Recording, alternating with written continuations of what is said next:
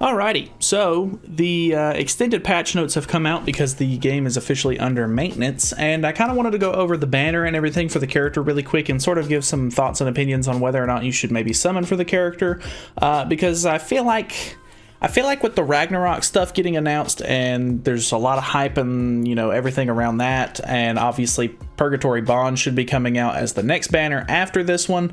A lot of people have started to say that they want to save for those characters, and that's completely understandable. I mean, they're brand new, like very original, like nobody knows what they're going to be like or anything like that. So I definitely understand maybe wanting to look into those characters and everything like that, and I think we should be able to see those kind of characters enter the JP and Korean versions of the game before we get done with the Purgatory Bond banner. So I think that this one is kind of a toss-up, mainly because obviously this Arthur is really, really good to pair with Purgatory Bond. He is probably like one of the most essential parts to having a complete Purgatory Bond team, because I mean, from my understanding so far, it's basically you want to have Bond, you want to have Arthur, and then the third slot is kind of optional. You can kind of figure out what you want to pair there, and then it seems like a lot of people are running like Twigo in the back or just something that'll help boost HP.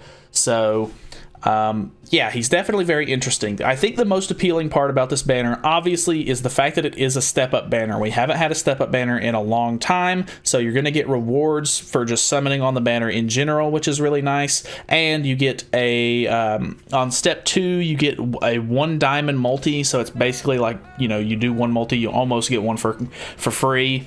And then at step 5, you get a guaranteed SSR hero, which is really nice. And at step 7, you get another 1 gem multi, which is also really nice. And then you get Arthur on step 10. So it's, if I'm not mistaken, it's 242 gems just to secure yourself like a guaranteed copy of Arthur. That's very cheap compared to a lot of the other banners and stuff like that have been coming out. So honestly, that is probably one of the most appealing parts about it, is that you can get him in so few gems. So it really just depends on whether or not you're going to want to go really hard for Bond, because if you don't have the gems for it, you maybe just want to end up saving and going for Bond to guarantee him, or maybe you do want to end up saving for the Ragnarok stuff, so you can probably just skip this banner. Another thing to note is that this Arthur does end up coming to the Race Draw 1 tickets. So if you want to just start saving up those and wait until the Purgatory Bond comes out, I think it was around his update that they added this Arthur to the tickets, which on JP and Korea they actually ended up extending this banner. I think it was another week, or maybe it was another 2 weeks. I'm not exactly sure how long they extended it, but I don't know if we'll have that on global or not. I would assume probably. So you definitely have time to kind of think about your decision and figure out what you want to do. The banner itself is really interesting because there are some characters that aren't, very common, but there are some characters that you don't really want. So Elat and Belion are very interesting. Elat is pretty good for certain certain knighthood bosses. So that is kind of okay, but I feel like a majority of the players don't really want her. Belion is pretty much useless, so a lot of people don't want him. Death Pierce is really good if you can if you use crit damage sort of like characters, because you can crit more with him. If you don't already have him maxed out, he was on a lot of banners for a long time, so it wouldn't surprise me if you do have him or already have him maxed out. So he's kind of like a toss-up for some players, I think. This blue Helbram is pretty useless. Matrona is pretty interesting because she's actually good for the current knighthood boss, but I found a team that doesn't use her, so I don't really think that she's all that great. Plus, she's pretty niche as far as like usability, so a lot of players probably won't get a whole lot of use out of her. Zaratros is a very interesting one. If you can build up Zaratros, he's actually really good for the new Belmoth raid, but I think that there's other characters that are easily accessible and probably a lot of players already have maxed out, like Green Jericho, as sort of like a substitute for him. So I don't know if he's really like the most enticing character character. And then the last part is that they do actually have some of the 7 catastrophes on the banner, which is pretty nice. Because these characters don't really come out all that often because they have to be on pretty much a 7 catastrophes banner. So it's kind of weird that they're even on this one to begin with. But Blue Easton is really good, honestly. I think I like her the most out of all of the Eastons just because she has a nice like attack related stats buff. You can kind of use her in place of green Helbram in certain scenarios.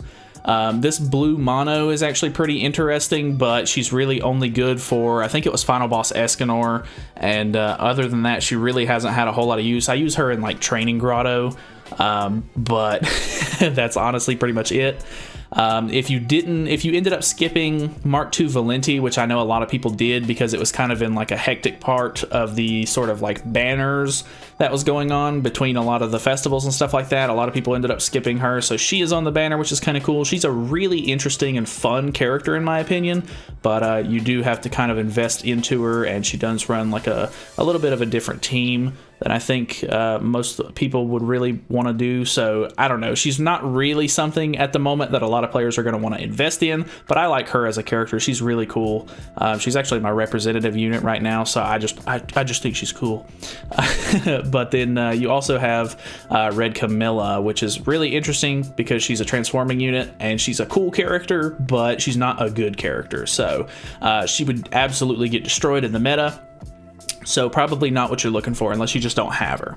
So that is pretty much the whole thing. He is a good character, Arthur is.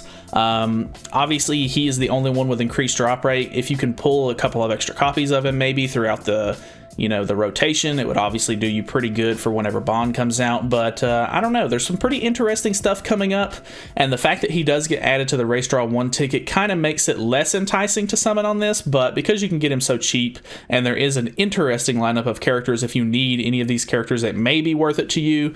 But I mean, you're not really going to be summoning on the banner too much because you literally do 10 multis and you have him, and you can literally just dip out of the banner at that point.